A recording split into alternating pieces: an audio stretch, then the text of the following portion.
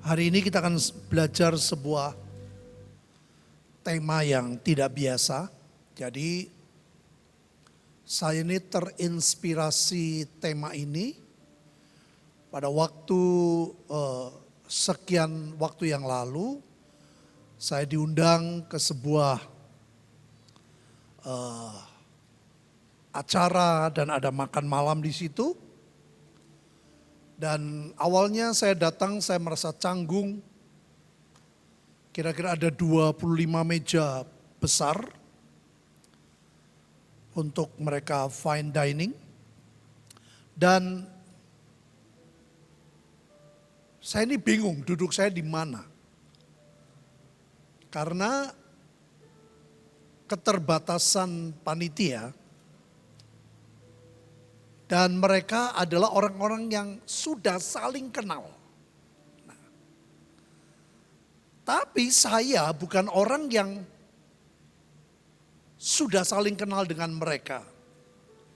Intinya, akhirnya saya ditunjukkan bahwa tempat duduk saya di tempat ini. Di bagian depan ada 3 meja yang berbeda. VIP 1, VIP 2, dan VIP 3. Saya terkejut karena saya dikasih tempat duduk ke VIP 3. Saya takut salah sampai saya tanya kepada yang lain, apa betul? Coba saya cek. Setelah dicek, namamu Petrus Hadi? Ya betul. Nah, Bapak duduk di VIP 3. Saudara, saya kaget. Karena ini, tempat kami duduk adalah tempat di mana orang-orang yang punya kedekatan dengan si pembuat acara. Dan lebih dari itu, pada waktu si pembuat acara ini duduk ngobrol bergantian ke 3 meja ini. Itu sudah mulai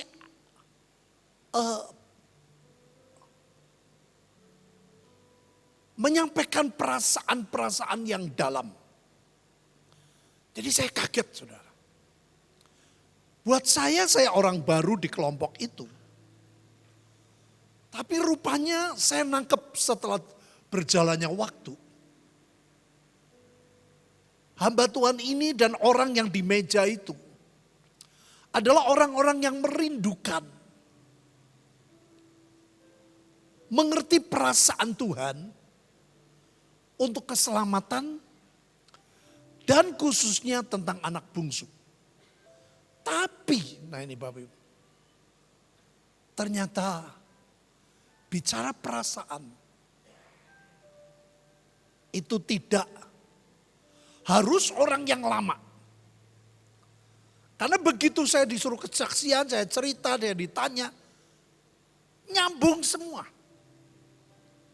Nah, itu sebabnya izinkan. Tema ini sebetulnya dalam, Bapak Ibu. Saudara dan saya sekarang ini sedang semeja dengan siapa? Saudara dan saya sedang berbagi hati dan perasaan dengan siapa? Saudara, ini adalah kisah tentang Yusuf. Ya. Pada waktu Yusuf mulai diangkat Tuhan, ada kesempatan di mana Yusuf bisa makan bersama dengan keluarganya walaupun tidak langsung, tidak satu meja, artinya berseberangan. Tapi ada yang menarik.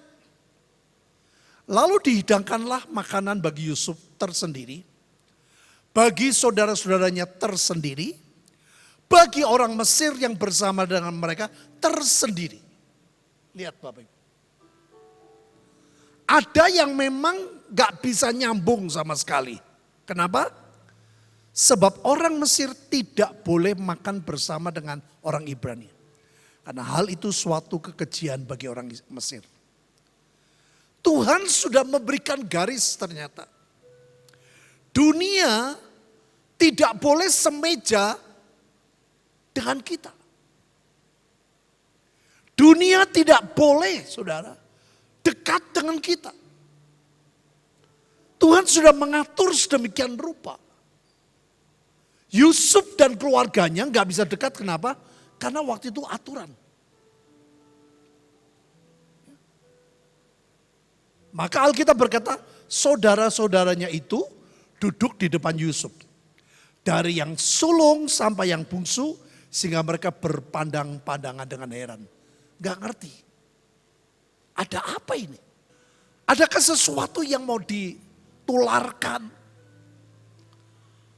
Pikiran, perasaan yang bakal disampaikan. Mereka waktu itu masih belum ngerti. Tapi di sini Bapak Ibu luar biasa. Ya. Ada sebuah peristiwa yang mengagetkan. Lalu disajikan kepada mereka hidangan dari meja Yusuf. Perhatiin. Tetapi yang diterima Benyamin adalah 5 kali lebih banyak daripada setiap orang yang lain. Lalu minumlah mereka, bersukaria bersama dengan dia. Siapakah Benyamin? Yusuf adalah anak ke-11. Benyamin adalah anak ke-12. Paling bungsu. Nah ini lagi bungsu lagi. Mengagetkan Bapak Ibu. Ternyata yang bungsu mendapat 5 kali lebih banyak. Ada sebuah kedekatan hati. Ada perasaan yang nyambung. Ada kangen yang begitu rupa. Pengen ketemu. Sampai akhirnya secara jasmani pun teralirkan. Dunia ini gak mudah saudara. Kita seringkali tertipu dengan sesuatu yang dari luar. Wow, rapanya hebat ini. 5.000 orang langsung jatuh. Kita sering tertarik dengan itu, bukan dengan karakter dan kehidupan. Makanya Yesus berkata, kamu ngusir setan. Kamu buat mujizat. Aku tidak kenal kamu. Jadi coba renungkan ya. Kita ini sedang semeja dengan siapa? Jangan-jangan saudara sedang memaksakan semeja dengan orang Mesir. Kita sedang memaksakan diri semeja dengan dunia. Tidak menangkap berita-berita surga. Tidak menangkap perasaannya Tuhan.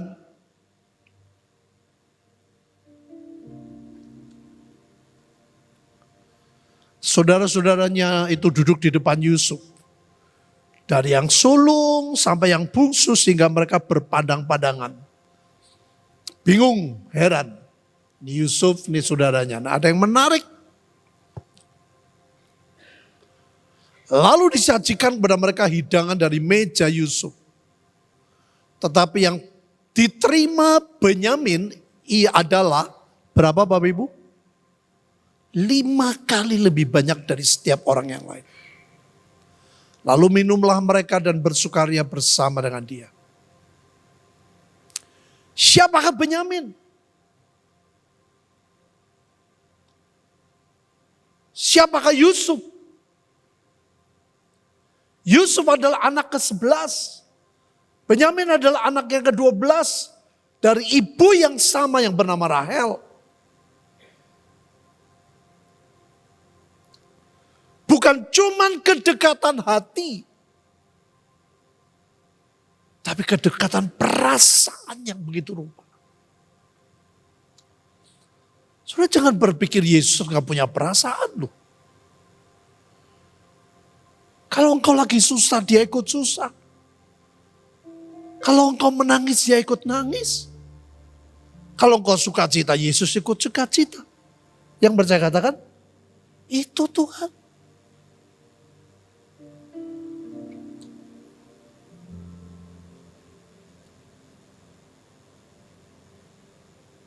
bukan karena hal yang lain. Karena kedekatan hati dan perasaan. Ada orang-orang yang mendapat berkat khusus. Perhatian khusus. Anugerah khusus. Ya memang seperti itu. Sangat perlu kita punya meja. Dengan siapa meja hidangan saudara? Ya. Kalau dengan orang-orang yang cinta Tuhan, dengan orang-orang yang punya perasaan yang mengerti, dengan orang-orang yang ikut memikirkan orang lain, itu beda. Saya kalau dengar ada jemaat yang sakit, gak enak saudara. Saya sampai coba tanya ke dokter ini, dokter itu. Ini kalau penyakit ini kemana, harus kemana. Kalau yang di Malaysia, dia pengennya ke Malaysia. Kamu tahu kan itu di Malaysia di mana. Kalau Jakarta, dia bilang kalau bisa jangan yang mahal, di mana. Kalau boleh kita dengar semua sehat, semua diberkati Tuhan. Yang percaya katakan, itu saudara. Jadi renungkan, saudara sedang semeja dengan siapa? Dengan yang sedang membagikan kasih, pertolongan, cerita kebaikan. Bukan cerita kelemahan orang. Itulah meja. Sehingga ada berkat-berkat jasmani pun dialirkan. Yang percaya katakan. Ini menarik saudara Daud. Ya. Pada waktu Daud duduk jadi raja. Dia ingat saudara, segala sesuatu yang berkaitan dengan hati dan perasaan. Makanya saya berapa hari lalu saya sedih saudara. Saya telepon. Dia cuma bilang doain aku. Keluargaku hancur. Dia kasih nomor handphone anaknya gini-gini. Tolong. Daud ingat saudara, saya juga ingat di mana saya pernah ditolong. Saya gak boleh lupa. Ini ajaib nih Daud. Kemudian berkatalah raja, tidak adakah lagi orang yang tinggal dari keluarga Saul. Padahal Saul ini sudah berkali-kali mau bunuh Daud. Ya, ini ajaib saudara. Ya, orang yang hatinya baik selalu banyak cerita bukan tentang kejelekan orang lain. Saul ini mau bunuh loh Bapak Ibu. Tapi Daud ngomong, aku mau cari. Untuk apa? Untuk bunuh. Tidak. Lihat. Aku hendak menunjukkan kepadanya kasih yang dari Allah. Ada kasih yang dari Allah, ada kasih yang dari manusia, ada kasih yang dari dunia. Ya, saya nggak sempat ceritakan ini. Lalu berkatalah Ziba ini pegawainya Saul ya, kepada raja. Masih ada seorang anak laki-laki Yonatan yang cacat namanya Mephiboset. Kaget saudara Daud. Apa yang dikatakan Daud? Kemudian berkatalah Daud kepadanya, janganlah takut. Dia ngomong kepada Mephiboset, sebab aku pasti akan menunjukkan kasihku kepadamu oleh karena Yonatan ayahmu. Ini meja yang sehat. Ini meja yang saling menguatkan. Ini meja kasih ilahi. Ini meja keselamatan. Makanya saya bilang Sekinah, izinkanlah. Kalau Tuhan mau menyelamatkan anak bungsu, kalau boleh diizinkan. Izinkanlah kepuasan kita mungkin terbatas. Dikurangi dikit, izinkan Tuhan yang lebih puas. Luar biasa saudara. Karena Yonatan adalah anak dari Saul yang punya perasaan tentang Tuhan. Sebegitu rupa nyambung nih satu meja. Yang luar biasa Bapak Ibu. Daud ngomong apa? aku akan mengembalikan kepadamu segala ladang Saul. Bukan hanya punya Yonatan, itu Saul tuh punya beberapa anak dan dia itu punya warisan. Yang punya Yonatan sendiri, punya apa sendiri, ini enggak, sudah dari pusatnya. Mau dikasih semua. Engkau akan tetap makan sehidangan dengan aku. Makanya Bapak Ibu perhatikan, kita ini sedang semeja dengan siapa? Kita sedang semeja, berpautan perasaan dengan orang seperti apa?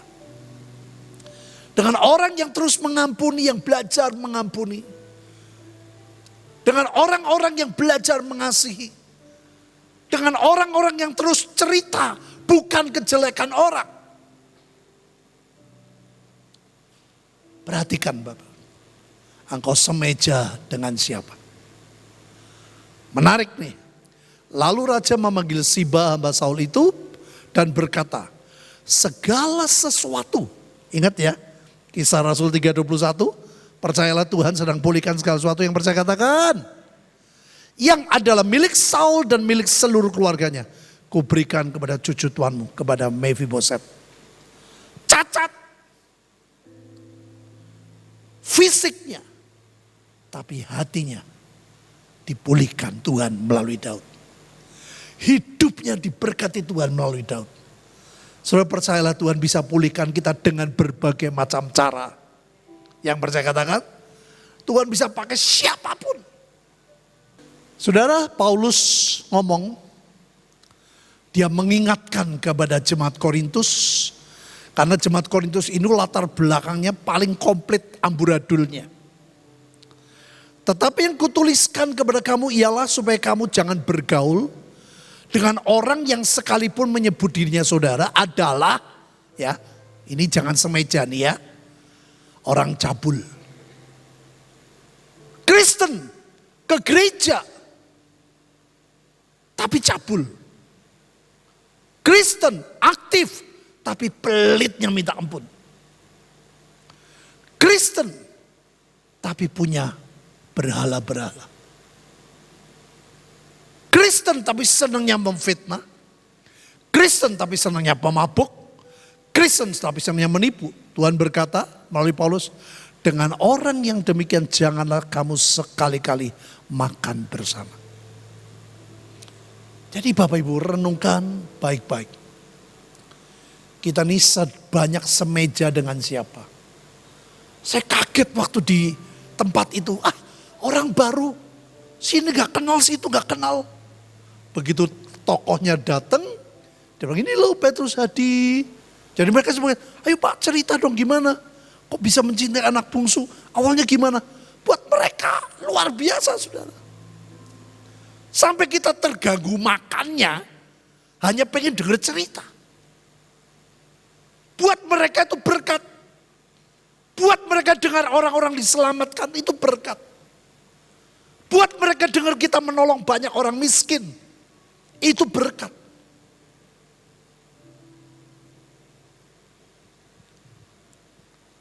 Lihat ini sama Bapak Ibu.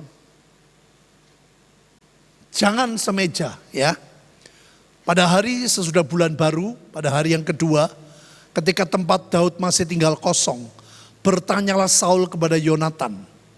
Ini bukan pertanyaan kangen. Tapi pertanyaan untuk pengen membunuh. Pertanyaan untuk menyakiti. Mengapa anak Isai tidak datang makan? Baik kemarin maupun hari ini. Saudara Daud ngerti. Mejanya Saul itu bukan meja yang penuh kasih. Meja makannya Saul makanannya mahal. Tapi hatinya tidak seperti hati Tuhan. Makanya seringkali kita hanya tertarik dengan tampilan. Saya dulu pikir ayat ini adalah ayat untuk orang non-Kristen. Bisa, betul. Tapi perhatikan. Lihat aku berdiri di muka pintu dan mengetok. Jikalau ada orang yang mendengar suaraku. Jadi ada orang yang gak mau dengar. Dan membukakan pintu. Ada orang yang gak mau buka pintu. Aku akan masuk. Ada orang yang membiarkan Yesus masuk dan mengintervensi. Ada yang tidak. Ajaib saudara. Aku akan makan bersama-sama dengan dia. Dan dia makan bersama-sama. Nah ini sebetulnya bukan masalah ayam atau sapi. Tapi ini bicara kedekatan hati dan perasaan. Ada orang yang gak bisa dekat sama Tuhan, saudara. Bukan caranya, ada orang yang saat teduhnya kayak Ngong Yusak tuh kalau doa berlutut, saudara, sampai berjam-jam. Saya tidur, bangun melek masih berlutut, saya gak bisa. Orang saat teduhnya beda-beda. Tapi ada orang yang merindukan kedekatan. Ada orang yang nangkep ini Tuhan suka, oh ini Tuhan gak suka. Dan bukan cuman mengerti, tapi minta Tuhan beri aku kemampuan melakukan apa yang kau suka. Makanya saudara Alkitab berkata loh, pada akhir zaman akan masuk masa yang susah. Salah satunya, orang hanya mengumpulkan pengkhotbah sesuai dengan kesukaan telinga.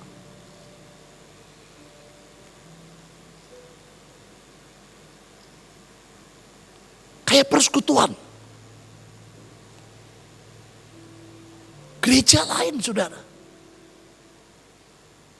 Kita lagi bangun apa ini? Contoh ya, dulu waktu saya renovasi rumah mami saya, lagi baru bangun fondasi, diberitahu, Pak ini ada kulkas bagus murah. Ya saya nggak beli. Lagi bangun fondasi, kulkas masih jauh. Semua jadi baru beli kulkas, ngerti Bapak Ibu? Jangan beri kulkas di atas pasir nggak bisa. Rumah juga macam-macam, ada yang minimalis, ada yang bukan, harus beda.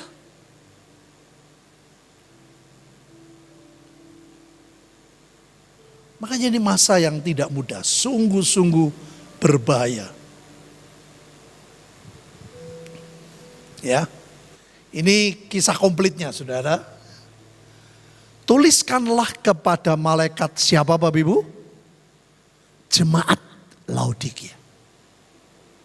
Inilah firman dari Amin, saksi yang setia dan benar. Permulaan dari ciptaan Allah. Aku tahu segala pekerjaanmu. Lihat Tuhan ngomong apa. Engkau tidak dingin, engkau juga tidak panas. Alangkah baiknya jika kau dingin atau panas. Saudara, akhirnya seperti itu. Mau belajar melakukan firman atau tidak? Mau dingin atau panas gak bisa dua-duanya. Alangkah baiknya jika kau dingin atau panas. Karena engkau suam-suam kuku dan tidak dingin atau panas. Aku akan memuntahkan engkau dari mulutku. Ada orang yang tidak mau diproses. Ada orang yang tidak mau berubah. Pada akhirnya saudara keluar dari mulut Tuhan. Dikeluarkan, gak bisa dikunyah. Karena engkau berkata aku kaya. Aku telah memperkayakan diriku, aku tidak kekurangan. Nah ini cirinya saudara, orang seperti itu tuh gak merasa salah. Seperti anak sulung. Kapan aku salah kepada Bapak? Bukankah aku berbuat begini begitu? Seperti anak muda yang kaya. Dari kecil aku melakukan. Saya tanya loh pada ahli sejarah. Tidak seperti itu. Dia merasa melakukan 10 hukum Taurat. Padahal tidak. Makanya banyak orang yang punya merasa, oh saya nurut sama Tuhan, aku dengar dan aku nurut. Belum tentu di pandangan Tuhan. Orang yang memanggil aku Allah, Allah, Tuhan, Tuhan, aku tidak kenal engkau. Aku bernubuat demi nama aku tidak mengenal. Aku tidak kekurangan, engkau tidak tahu bahwa engkau melarat, malang, miskin, buta, telanjang. Bayangin Bapak Ibu. Maka aku menasihatkan. Makanya sudah harus tahu ya, Tuhan saja menasihatkan. Kalau kita tidak menyerahkan hak kita, Tuhan gak bisa maksa. Supaya engkau membeli daripadaku emas yang telah dimurnikan. Bayangin, beli. Artinya apa? Ada harga yang kita harus bayar untuk mendapatkan sesuatu yang begitu rupa dari Tuhan. Agar engkau menjadi kaya, pakaiannya jadi putih, engkau memakainya agar jangan kelihatan ketelanjangan memalukan, lagi minyak untuk melumas matamu supaya engkau dapat melihat. Ada banyak orang gak bisa lihat kebaikan Tuhan, gak bisa lihat masa depan, gak bisa lihat peluang, gak bisa lihat jiwa-jiwa, gak bisa melihat orang yang bisa ditolong. Barang siapa kuasai ku tegur, ku ajar, sebab relakanlah hatimu dan bertobatlah. Saudara, inilah Tuhan. Nah, lihat ayat tadi. Aku berdiri di muka pintu. Di muka pintu siapa? Di muka pintu orang seperti ini. Yang suam, yang tidak mau sungguh-sungguh. Jika ada orang mendengar suaraku, membukakan pintu, aku akan masuk, mendapatkannya, aku akan makan, aku akan intervensi apa yang Tuhan mau dalam hidupmu. Ia bersama dengan aku. Barang siapa menang, ia akan kududukan bersama. Jadi barang siapa menang, bisa kalah. Kalahnya dari mana? Kemauan saudara. Mau ikut nurut Tuhan atau tidak. Sebenarnya yang ajaib ya. Ia akan kududukan bersama dengan aku di atas. Nanti kita lihat. Ternyata orang yang semeja itu lebih saudara. Lebih dari sidang ilahi. Kalau sidang ilahi itu formil.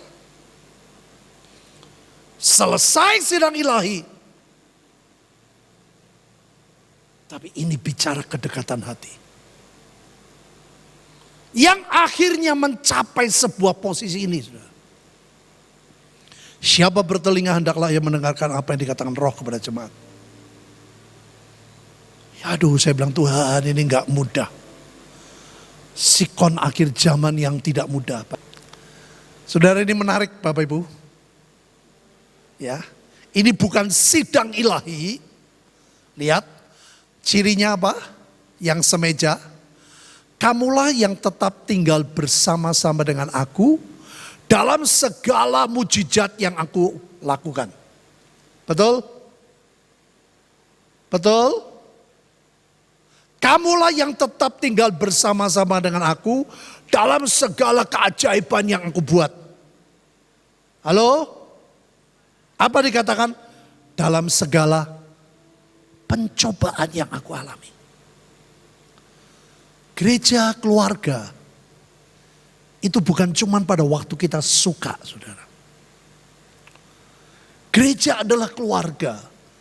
Keluarga suami istri, orang tua anak, kakak adik, menantu mertua. Bukan pada waktu kita cocok. Itulah keluarga. Itulah gereja. Yang setuju katakan, kalau cuma mujizat, gak perlu Bapak Ibu. Yesus tahu yang bakal duduk bersama. Yesus tahu yang mengerti perasaannya.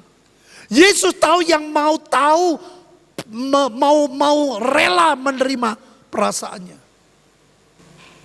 Makanya gak mudah Bapak Ibu. Ya, setia dalam panggilan. Setia percaya dalam janji Tuhan. Gak mudah. Ya. Dalam segala pencobaan kita banyak kesalahan, banyak kelemahan. Tapi hebatnya dalam keluarga adalah kalau saling terima. Nih lihat Bapak Ibu. Aku menentukan hak-hak kerajaan bagi kamu. Sama seperti Bapakku menentukan bagiku. Yesus itu luar biasa. Yang percaya, setuju katakan. Bapak Ibu lihat. Bahwa kamu akan makan dan minum semeja dengan aku. Di dalam kerajaanku. Dan kamu akan duduk di atas tahta untuk menghakimi ke-12 suku Israel. Bukan orang-orang yang lihat mujizat. Tapi orang-orang yang jadi saksi dalam pencobaan. Makanya berkali-kali kalau saya ke Israel. Saya tanya kepada beliau Pak Bambang waktu Tuhan bicara sama dia. Kan dia kan HbA1c-nya itu 9,8. Dokter bilang wah kamu nih kelihatannya ya umurnya gak tambah panjang. Karena setiap ketemu dokter tambah, ketemu lagi tambah. Saya tanya, Bapak waktu doa itu di mana? Di Getsemani yang kanan atau yang kiri? Persis seperti kita, saudara. Yang kiri adalah di mana Yesus bergumul, Tuhan kalau boleh cawan ini lalu. Tuhan, ini aku mau mati rasanya. Kenapa Bapak Ibu? Karena dia sedih kalau gereja orang tidak menyadari Yesus sudah mati. Yesus menderita buat kita. Dan dia bilang, Tuhan kalau engkau kasih umur, kalau engkau ingin aku, engkau pakai hidupku. Tolong buat keajaiban. Bapak Ibu tahu sekarang HbA1c-nya 3,8. Ternyata gula itu mengerikan. Saya sampai ngomong di grup, ayo coba stop teh manis. Tidak bisa Pak, saya tiap manis harus tiap hari. Pagi, siang, malam. Coba stop. Kadang-kadang saya sedih. Ada aja yang ngomong, pokoknya kalau rohani saya beres, jasmani betul, ya betul. Tapi kan gak seperti kalau kita nggak makannya ngawur. Gak bisa. Saya ngalami, dulu saya kalau lagi besuk di daerah, pernah 10 keluarga saudara. 10-10-nya nyediain teh manis. Dan kalau saya gak minum mereka tersinggung. Ya terpaksa saya ngomong sorry ya, saya minum dikit. Lalu saya bilang 10 gelas teh manis itu gak sehat Bapak Ibu. Nah enggak percaya cobaan saudara tiap hari 10 gula pasir terus tiap hari. Gak sehat. Tapi orang bisa salah ngerti. Sampai pernah ngomong loh Pak Petrus kalau di depan saya kan gak mau minum. Loh saya bilang tolong bantu jelasin. Yang mengerti katakan itu keluarga. Untuk saling mengerti kekurangan dan kelebihan kita. Amin Bapak Ibu. Kemarin Grace tahu-tahu bilang, Pak, aku pengen mewakili Papa. Dia sadar bukan kandung. Saya bilang, Dek, kita ini bukan Israel yang jasmani. Tapi Tuhan juga sayang kita. Waktu saudara nangis Tuhan ikut sedih. Yang percaya katakan. Waktu kau bertuhan aku gak bisa bayar utang. Tuhan ikut sedih. Yang percaya katakan. Itu Yesus. Dia ngerti perasaanmu. Dia bilang, Pak apa yang Papa aku bisa pinjam. Saya ingat saudara waktu satu kali. Dari dalam hati itu Tuhan ingin kasih cincin. Dan batunya warnanya sesuai dengan panggilan. Saya itu coklat. Ya. Adalah pekerja penuai. Tapi pada waktu jadi saya biru. Loh, ini keliru saya bilang. Bapak Ibu tahu yang jawab siapa? Pak Yusak. Orang keliru Pet. Kan aku coklat gini-gini saya bantah. Beliau cerita apa yang dia alami pada waktu nginep di rumah saya. Jadi waktu itu rumah baru jadi. Ya anginnya sampai gede dia cerita waduh saudara terus di mimpi di tempat itu dia dikasih sertifikat dan sebagainya. Nah yang menarik dan intinya dia mau tumpang tangan doain. Terus dia ngomong, Tuhan itu suka kesetiaan. Saya bilang, aku kok gak merasa setia? Aku gak merasa. Aku setia. Dan saudara akhirnya bukan beliau tapi dia bilang, kamu nanti duduk diam, kamu nanti akan mengerti apa yang dimaksudkan Tuhan. Saudara dulu waktu saya bertobat saya pengen ibu dan adik-adik saya percaya Yesus. Saya dari Bandung ke Tegal seminggu sekali loh, bukan sebulan. Ada bis namanya SBM. Harusnya Tegal Bandung itu 8 jam itu nyampe. Tapi karena sering mogok saudara, itu disebut si biang mogok, SBM. Dan itu melelahkan sekali. Di situ saya belajar kesetiaan. Pada waktu saya di Temanggung, Persekutuan Tegal sudah pindah. Semua sudah makan bersama, doa sama-sama. Saya melepaskan kepada orang tertentu. Tahu-tahu saya diberi mimpi, Tuhan berkata, kamu rela enggak? Tiap Jumat ke sana. Saya tiap Jumat ke Tegal, saudara. Sampai saya hafal dari Temanggung sampai Weleri, lobang-lobang di mana Weleri ke Temanggung, makanya pernah naik mobil dengan Kong Yusak. Saya masih ingat, saudara. Itu tidak dengan biaya dari Temanggung. Bukan juga biaya dari Tegal, biaya dari saya sendiri. Dan itu butuh kesetiaan. Ada banyak yang lain dan saya cerita satu. Tentang gado-gado. Orang banyak gak ngerti dikira saya hobinya makan gado-gado. Sebetulnya tidak, sudah.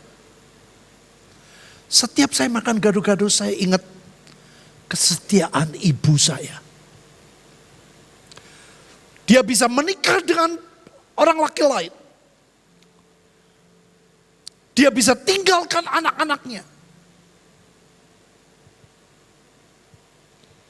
Tapi dia pilih jual gado-gado. Bukan kebiasaan yang dia pernah lakukan. Dulunya dia hanya ibu rumah tangga dan membantu suaminya untuk mengatur jualan bikin mebel dan lain sebagainya. Dia pernah minta kepada saya, kalau boleh pagi, siang dan malam jangan makan di luar. Mami gak punya duit. Jadi ibu saya, saudara, menyajikan gado-gado dengan cara beda. Yang pagi kadang-kadang cuma hanya tahu dengan sayur. Yang siang apa? Saudara, seenak-enaknya. Coba makan 2 tahun, mesti bosan. Saya pun bosan gak tahan, saudara. Mami minta maaf. Gak bisa beli kamu makanan yang lain. Tapi karena kesetiaan itu, saudara. Mulai mikir, saya lihat Formika yang bekas-bekas bisa timbul hikmat. Jadi saya tahu nih, saudara, dari lahir kita tuh sudah dipilih Tuhan loh. Yang percaya katakan? Yang percaya katakan? Tuhan sudah cinta kita. Saya pilih buat seperti penggaris. Ya, cuman gak ada tulisan 1-2 sentinya. Saya pakai lem AIKA Bond, nggak tahu sekarang masih ada nggak. Saya press, terus saya jual. Saya kemarin grup keluarga bilang, Lis, kamu ingat di mana saya lakukan itu, saudara?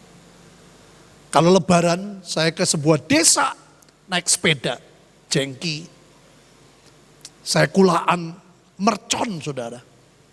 Saya jual di depan pakai meja, mejanya masih ada sekarang. Dan hasil uang itulah, saudara, saya beli makan nasi lengko. Saya bisa beli nasi rames tanpa ngomong sama ibu saya.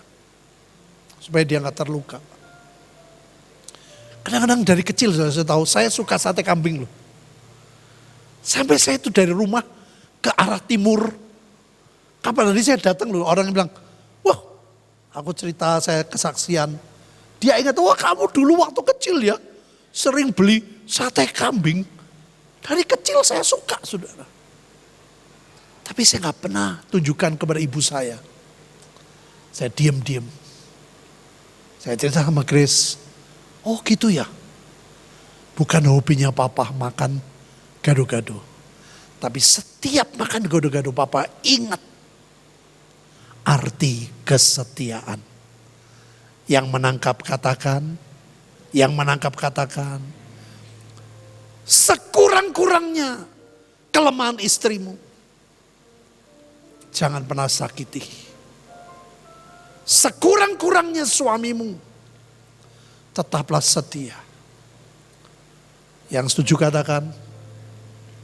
katakan, sejelek-jeleknya mertuamu dan menantumu, kasih Tuhan mengalahkan segala-galanya. Yang setuju? Saya bilang, Grace, Papa gak bedain kamu dengan Covid dan Covid. Kita bukan Israel yang jasmani, tapi sayangnya Tuhan kepada kita tidak beda. Amin Bapak Ibu. Yuk kita berdoa. Sekali lagi doakan saya saudara supaya jadi bapak yang baik untuk jemaat, untuk Shekinah, untuk cabang-cabang. Tapi juga pegang tongkat estafet itu gak mudah. Tuhan ku berikan semuanya. Ya Yesus. Tubuh jiwa rohku relakan semuanya. Ku ingin menyenangkan-Mu selalu, kan selalu ku jawab panggilan-Mu. Tuhan ku serahkan, Tuhan ku berikan semuanya. Tubuh jiwa rohku relakan semuanya. Ku ingin menyenangkan-Mu selalu, dan selalu ku jawab panggilan-Mu. katakan, Ajari aku mengerti perasaanmu, mengerti detak jantungmu. Biarkan aku punya keintiman hanya denganmu, sampai kau dapati hatiku seirama dengan hatimu. angkat roti dan anggur. Katakan, Tuhan Yesus, karuniakan kepadaku dan keluargaku roh kesetiaan, supaya aku mengerti perasaanmu, hatimu, dan menurut akan apa yang kau mau. Aku percaya Tuhan, kasih-Mu ajaib. Kau tidak pernah lepaskan kami. Ampuni Tuhan kalau kami egois, kalau kami cari kepuasan diri kami, bukan kepuasan-Mu. Biar malam ini melalui tubuh dan darah-Mu, ampuni kami dan jamah hidup kami, keluarga kami. Dalam nama Tuhan Yesus kita makan dan minum. Tuhan sedang mengetok pintu hatimu. Izinkan Dia masuk makan bersamamu. Izinkan engkau diajari semeja dengan Dia. Mengerti perasaannya, belajar mengerti.